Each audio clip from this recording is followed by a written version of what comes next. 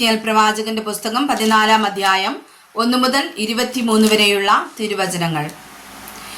Israel മൂപ്പന്മാരിൽ ചിലർ എൻ്റെ അടുക്കൽ വന്ന് എൻ്റെ മുമ്പിൽ ഇരുന്നു.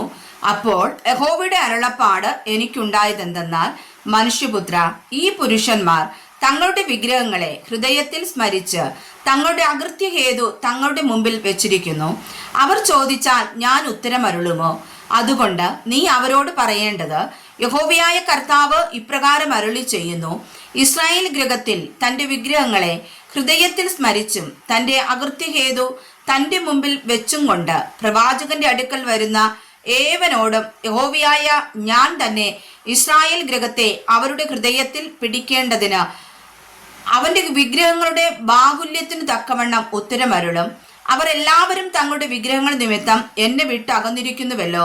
ആകയാൽ നീ ഇസ്രായേൽ ഗൃഹത്തോട് പറയേണ്ടത്, യഹോവയായ കർത്താവ് ഇപ്രകാരം അരുളി ചെയ്യുന്നു: നിങ്ങൾ അനുതപിച്ച നിങ്ങളുടെ വിഗ്രഹങ്ങളെ വിട്ടുതിരിവിൻ. നിങ്ങളുടെ സകല മ്ലേച്ഛ ബിംബങ്ങളിലും നിന്ന് നിങ്ങളുടെ മുഖം തിരിപ്പിൻ. ഇസ്രായേൽ ഗൃഹങ്ങളിലും ഇസ്രായേലിൽ വന്നു പാർക്കുന്ന പരദേശികളിലും എന്നെ വിട്ടകന്ന് തൻ്റെ വിഗ്രഹങ്ങളെ ഹൃദയത്തിൽ സ്മരിച്ചും തൻ്റെ അകൃത്യഹേതു മുമ്പിൽ വെച്ചുകൊണ്ട് പ്രവാചകന്റെ അടുക്കൽ അരുളപ്പാട് ചോദിപ്പാൻ വരുന്ന ഏവനോടും യഹോവയായ ഞാൻ തന്നെ ഉത്തരമരുളും. ഞാൻ ആ മനുഷ്യന്റെ നേരെ മുഖം തിരിച്ച് അവനെ ഒരടയാളവും പഴഞ്ചൊല്ലുമാക്കും. ഞാൻ അവനെ എൻ്റെ ജനത്തിന്റെ നടുവിൽ നിന്ന് ഛേദിച്ചു കളയും. ഞാൻ യഹോവയെന്ന് നിങ്ങൾ അറിയും. എന്നാൽ പ്രവാചകൻ വശീകരിക്കപ്പെട്ടിട്ട് ഒരു വാക്ക് പ്രസ്താവിച്ചാൽ യഹോവയായ ഞാൻ ആ പ്രവാചകനെ വശീകരിച്ചിരിക്കുന്നു. ഞാൻ അവന്റെ നേരെ കൈനീട്ടി അവനെ ഇസ്രായേൽ ജനത്തിൽ നിന്ന് സംഹരിച്ചു കളയും. ഇസ്രായേൽ ഗൃഹം ഇനിമേൽ എന്നെ വിട്ട് തെറ്റിപ്പോകുകയും സകലവിധ ലംഘനങ്ങളും കൊണ്ട് അശുദ്ധരായി തീരുകയും ചെയ്യാതെ അവർ എനിക്ക് ജനവും ഞാൻ അവർക്ക് ദൈവവുമായിരിക്കേണ്ടതിന് അവർ തങ്ങളുടെ അകൃത്യം വഹിക്കും. ചോദിക്കുന്നവന്റെ അകൃത്യവും പ്രവാചകന്റെ അകൃത്യവും ഒരുപോലെ ആയിരിക്കുമെന്ന് യഹോവയായ കർത്താവിന്റെ അരുളപ്പാട്. യഹോവയുടെ അരുളപ്പാട് എനിക്കുണ്ടായതെന്തെന്നാൽ, മനുഷ്യപുത്ര, ഒരു ദേശം എന്നോട് ദ്രോഹിച്ചു. പാപം ചെയ്യുമ്പോൾ ഞാൻ അതിൻ്റെ നേരെ കൈനീട്ടി അപ്പം എന്ന കോൽ ഒടിച്ച് ക്ഷാമം വരുത്തി മനുഷ്യനെയും മൃഗത്തെയും അതിൽ നിന്ന് ഛേദിച്ചു കളയും. നോഗ, ദാനിയേൽ, ഇയ്യോബ് എന്നീ 3 പുരുഷന്മാർ അതിലുണ്ടായിരുന്നാലും അവർ തങ്ങളുടെ നീതിയാൽ സ്വന്തം ജീവനെ മാത്രമേ രക്ഷിക്കുകയുള്ളൂ എന്ന് യഹോവയായ കർത്താവിന്റെ അരുളപ്പാട്.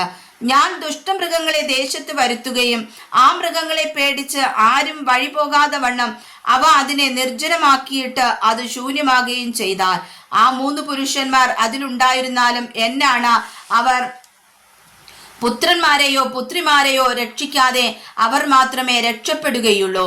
ദേശമോ ശൂന്യമായി പോകുമെന്ന് യഹോവയായ കർത്താവിന്റെ അരുളപ്പാട്. അല്ലെങ്കിൽ ഞാൻ ആ ദേശത്തിൽ വാൾ വരുത്തി വാളെ നീ ദേശത്തു കൂടി കടക്കുക എന്ന് കൽപ്പിച്ച മനുഷ്യരെയും മൃഗങ്ങളെയും അതിൽ നിന്ന് ഛേദിച്ചു കളഞ്ഞാൽ ആ 3 പുരുഷന്മാർ അതിലുണ്ടായിരുന്നാലും എന്നാണ് അവർ പുത്രന്മാരെയോ പുത്രിമാരെയോ രക്ഷിക്കാതെ അവർ മാത്രമേ രക്ഷപ്പെടുകയുള്ളൂ എന്ന് യഹോവയായ കർത്താവിന്റെ അരുളപ്പാട്. അല്ലെങ്കിൽ ഞാൻ ആ ദേശത്ത് മഹാമാരി അയച്ച് അതിൽ നിന്ന് മനുഷ്യരെയും മൃഗങ്ങളെയും ഛേദിച്ചു കളവാൻ തക്കവണ്ണം എൻ്റെ ക്രോധം രക്തരൂപേണ അതിന്മേൽ പകർന്നാൽ നോഗയും ദാനിയേലും ഇയ്യോബും അതിലുണ്ടായിരുന്നാലും എന്നാണ് അവർ പുത്രനെയോ പുത്രിയെയോ രക്ഷിക്കാതെ തങ്ങളുടെ നീതിയാൽ സ്വന്തം ജീവനെ മാത്രമേ രക്ഷിക്കുകയുള്ളൂ എന്ന് യഹോവയായ കർത്താവിന്റെ അരുളപ്പാട്. യഹോവയായ കർത്താവ് ഇപ്രകാരം അരുളി ചെയ്യുന്നു: ഞാൻ യെരൂശലേമിൽ നിന്ന് മനുഷ്യരെയും മൃഗങ്ങളെയും ഛേദിച്ചു കളയേണ്ടതിന് വാൾ, ക്ഷാമം, ദുഷ്ടമൃഗം, മഹാമാരി എന്നിങ്ങനെ അനർത്ഥകരമായ ന്യായവിധികൾ 4 കൂടെ അയച്ചാലോ? എന്നാൽ പുറപ്പെട്ടു പോരുവാനുള്ള പുത്രന്മാരും പുത്രിമാരുമായ ഒരു രക്ഷിത ഗണം അതിൽ ശേഷിച്ചിരിക്കും. അവർ പുറപ്പെട്ട് നിങ്ങളുടെ അടുക്കൽ വരും.